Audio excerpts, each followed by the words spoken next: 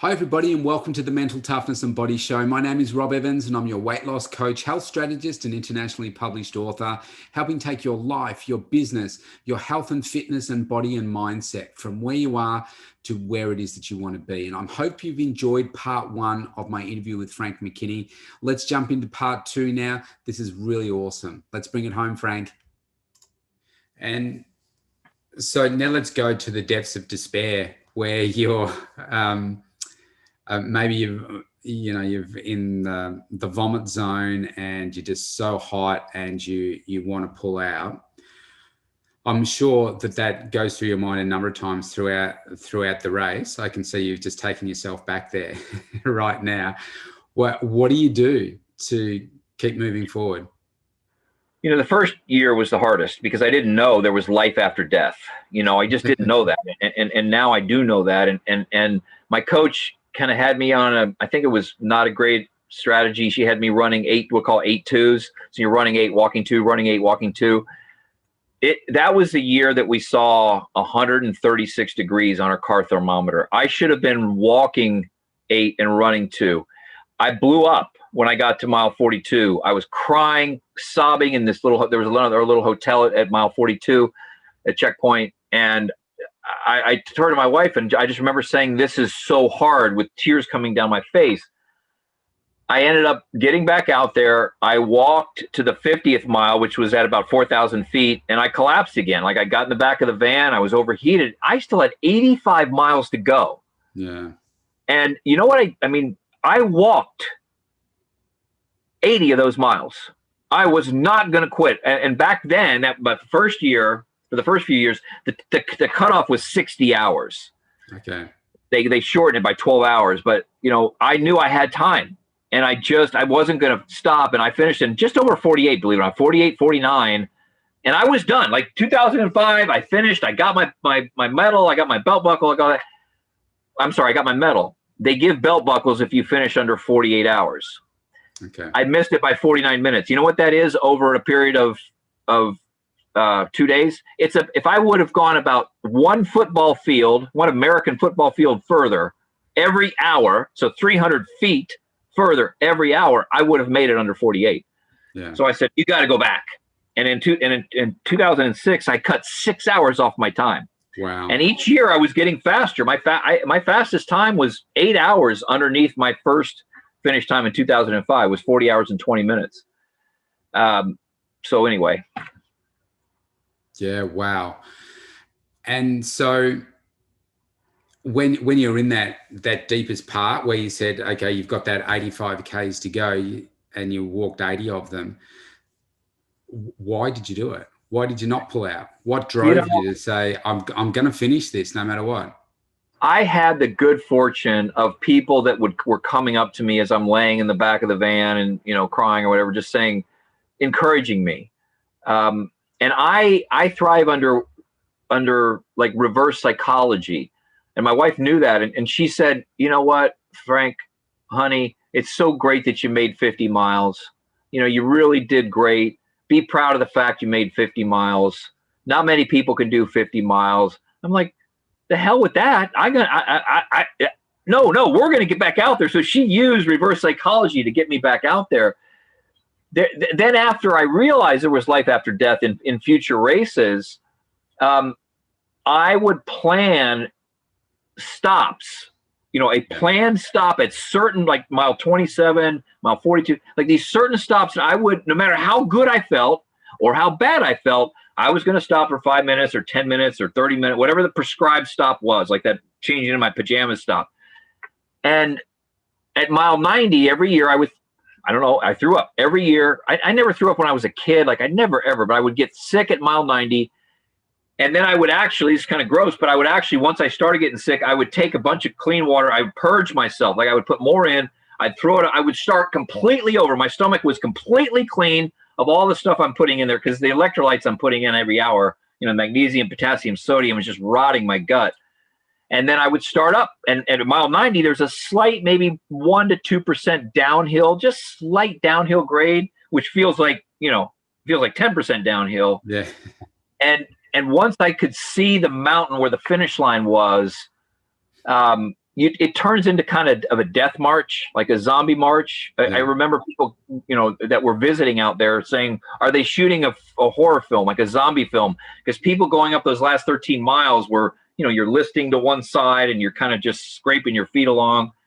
But I'm so grateful to have learned that lesson that there is life after death. There is faith, with faith, patience, and the passage of time, we can come back. And this is true for life.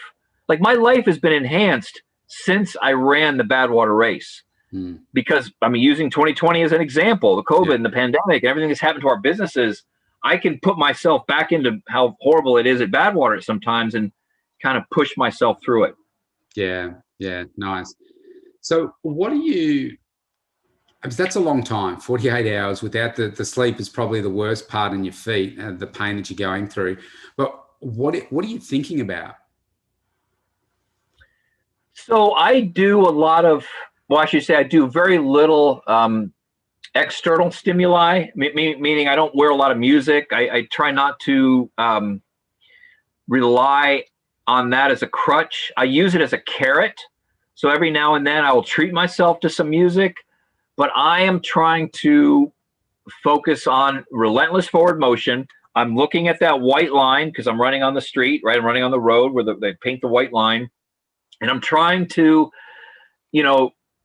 look at the cactuses and look at the desert. Like you said, it's like being on the surface of the moon. It's so bizarre, this topography and the flora and fauna, which really is a misnomer. There's very little flora and fauna. There's just like creosote and cactus.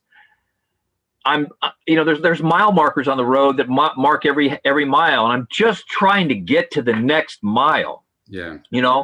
And if there's a planned break at mile, let's say mile 90, I'm just trying to get to that, and after so many races, I'll tell you, Scott, that, Rob, I'm sorry.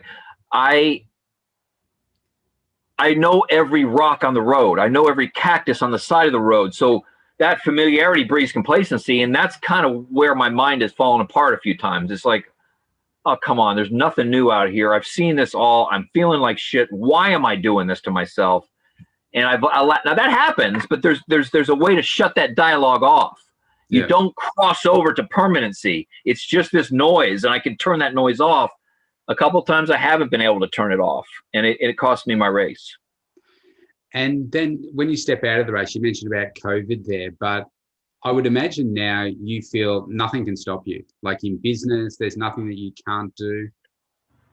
I have a belief that you can always better your previous best, and that is the case. Every year I go back to Badwater, I want to set my best time. I still believe I can set my best time, and I'm 57, and there's not many people that finish that race older than I am. So that part coming to the realization, like I'm in, I don't know when you're going to air this, but I'm in the mode right now where I'm testing myself to see if I have it in me to train for another race. Okay. Meaning I went to the bridge and I pulled the tire for 3 hours. I did a 20-mile run, on Saturday. I'm it's very hard on me now. And to see is the sacrifice. A couple years ago, when I finished my last race, I listed all the things I would have to do more of or less of. In other words, things I'd have to sacrifice or things I'd have to ramp up. And the list grew to over 30 items. And at my stage of life, where I'm at with my family and my business and all, is it worth it? It's almost like in American football, like you have a quarterback who loves playing the game, but is all the training that you have to do to, like Tom Brady, for example, after 20 years, is it worth it? Yeah. Can you do it? And that's a question I have to come to grips with here as I'm getting a bit older. Yeah, right. Okay. When's the cutoff for you having to make that decision? It's in July, isn't it? So you still got a little while. Well, what's odd about this year, or I should say 2021, is the race director is not sure with COVID if he will be able to host the race.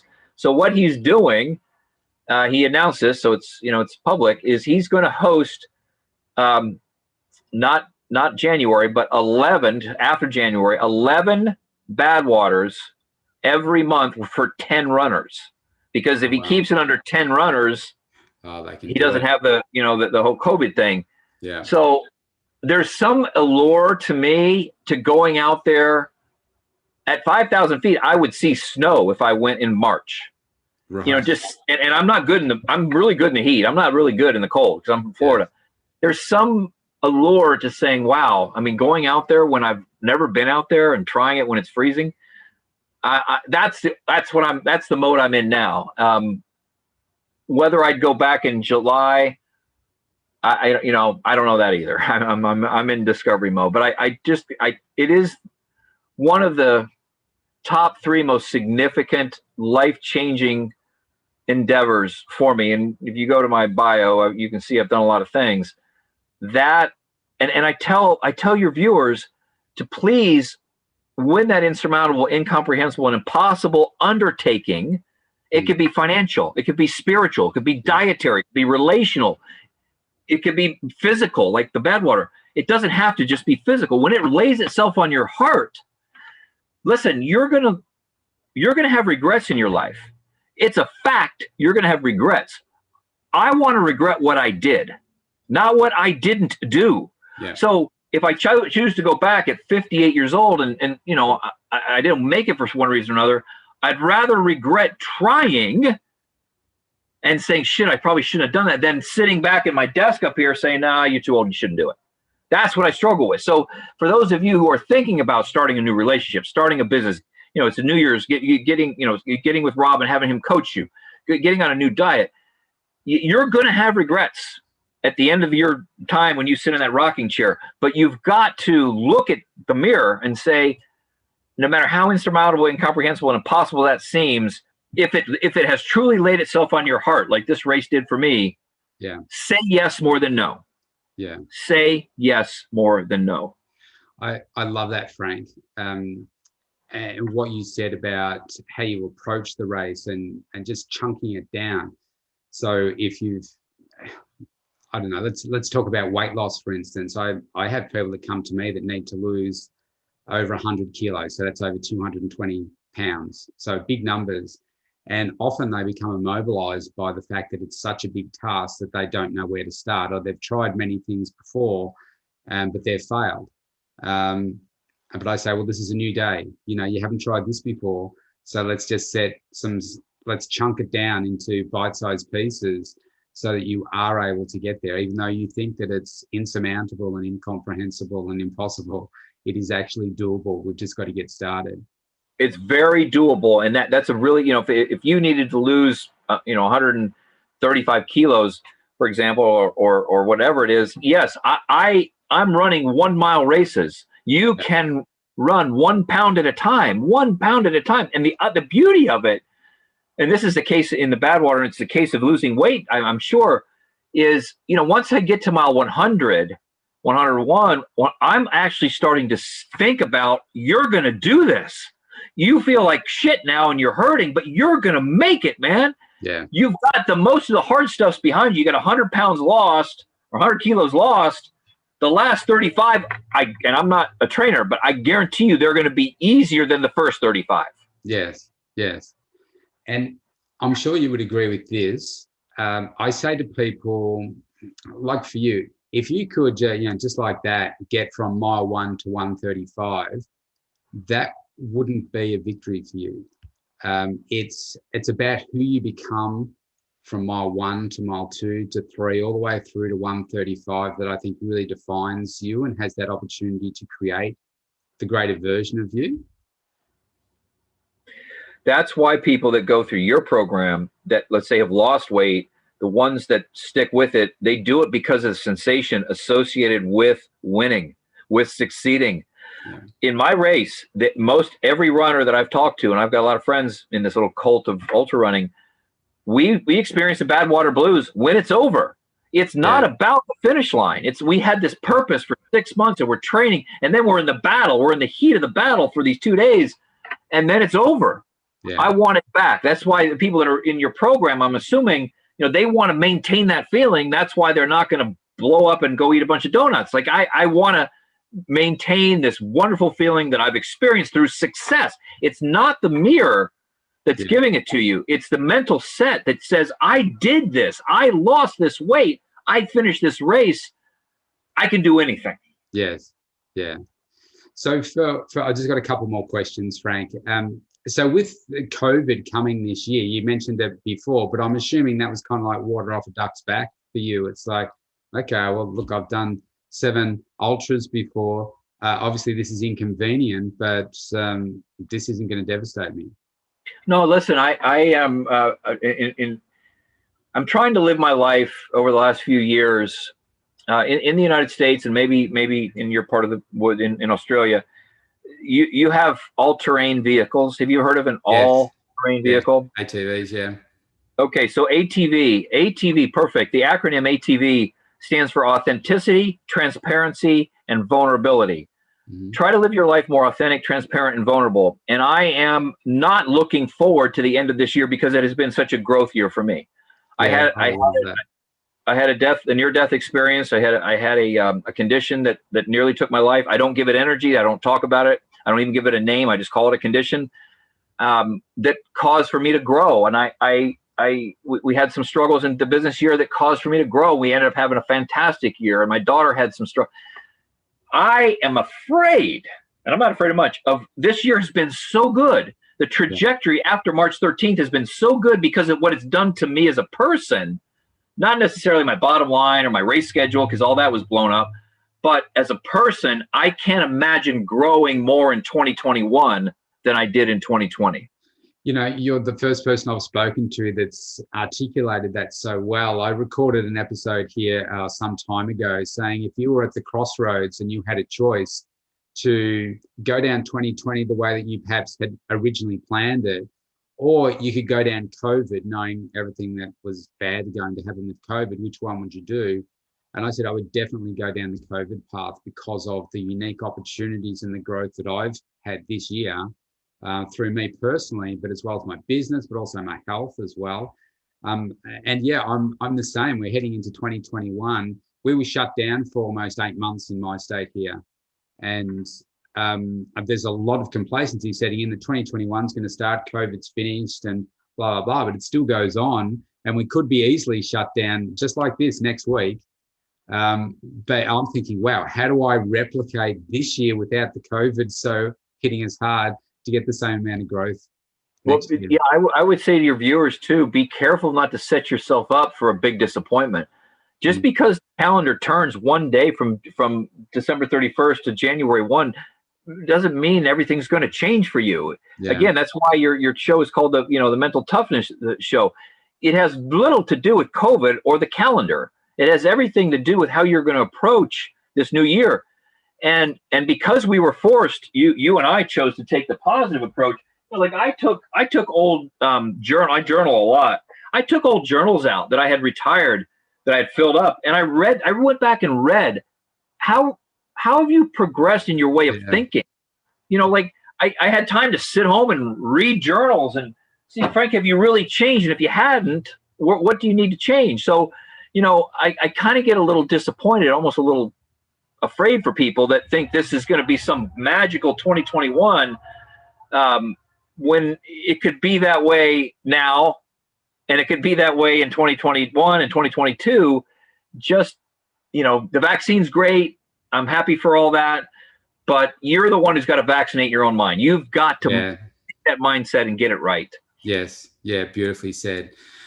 Final question, Frank, just about your book. I'm really excited about Aspire coming out next year. Did you want to talk a little bit about that and how people can grab their own copy? Yeah, I tell you, I've written 7 books. This is my 7th book, Aspire. So that I'll spend just a minute on it because it really is the culmination of everything that I've learned in life. And I chose the title. It's a single word title, Aspire with an exclamation point. Yes. And the subtitle is How to Create Your Own Reality and Alter Your DNA.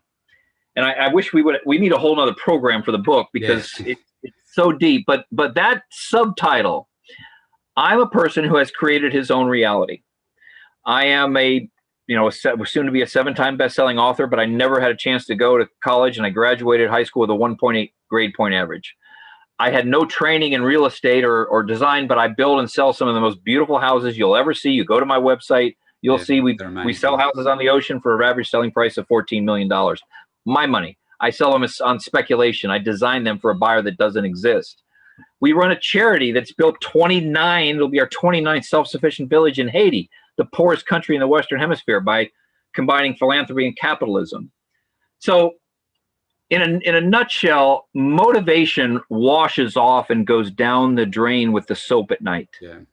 Quit beating yourself up over the fact that you cannot stay motivated. As a species, as human beings, we can't, I can't, Rob can't stay motivated. Let it go. What about inspiration, Frank? Inspiration lasts about as long as a bad sunburn. You watch an inspirational movie, you read an inspirational book, and you feel that for about 2 weeks, about as long as a bad sunburn lasts. Eventually, it dissipates. Aspiration will alter your DNA. Yeah. Who do you aspire to emulate? What legacy do you aspire to leave behind? What do you aspire to do 12 months from now that you couldn't comprehend right today? Yes. These are the things that have driven my life. And I found that the people that I look up to use aspiration to create a reality for themselves that didn't exist before. If you watch the movie Rocket Man, which was the expose on Elton John's life. Yeah. I wasn't a huge Elton John fan, but anyway, I went to the movie, and there was a line in there that was so poignant, where his manager turned to him when he was still Reginald Dwight or whatever his name was before Elton John, and he says, "You must kill the person you were born to become the person you want to be." I was born to be a banker, I think, because my grandfather, my dad was a banker. Your clients were born to be 100 kilos overweight. That's right. You were born to be that way. Kill that person and become the person you want to be. That's the entire premise behind Aspire, where it talks about the difference between motivation, inspiration, aspiration.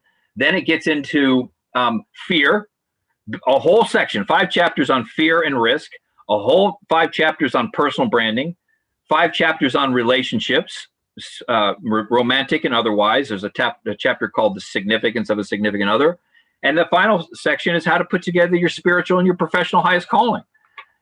So go to, if you've listened this long, go to The Aspire Book, theaspirebook.com, and you can see a little outline of the book. You can see the trailer that we made, which was another, stunt that we did on this motorcycle. Through the fire. Fire. But that was a metaphor for me breaking through something that was very terrifying for me. And that's why I'd never done that before, but I did it.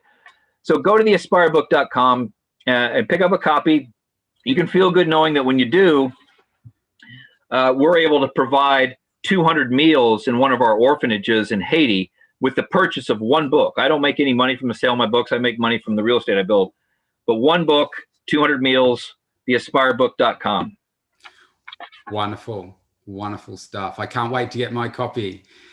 Frank, I want to thank you so much for today. It's been truly remarkable talking to you. We could speak for hours about this. I just love how you've created the life that you have. I love the mindset and certainly what you've put yourself through, this mental toughness of the bad waters, and so many of them. And I had tears in my eyes just watching some of the footage. I watched one of the movies yesterday on YouTube that I think it was the 2016 documentary of the event. I'm like, man, my feet are sore and I'm sitting here in a nice, comfortable climate and just seeing people go through it. I want to thank you so much for your time today. It's been a privilege speaking with you, an absolute honor. And I wish you all the success. And I feel like I want to come over there and be part of your crew if you're going to go in the next Badwater. Well, when you do go look it up, there's been a number of runners from Australia that have run the race. You should look them up. Okay. And interview them for your show. Yeah, there's been some people come all the way over from Australia, New Zealand. So, yeah, fantastic. Yeah, wonderful. Thanks so much for today, Frank. All right. Bye, everybody.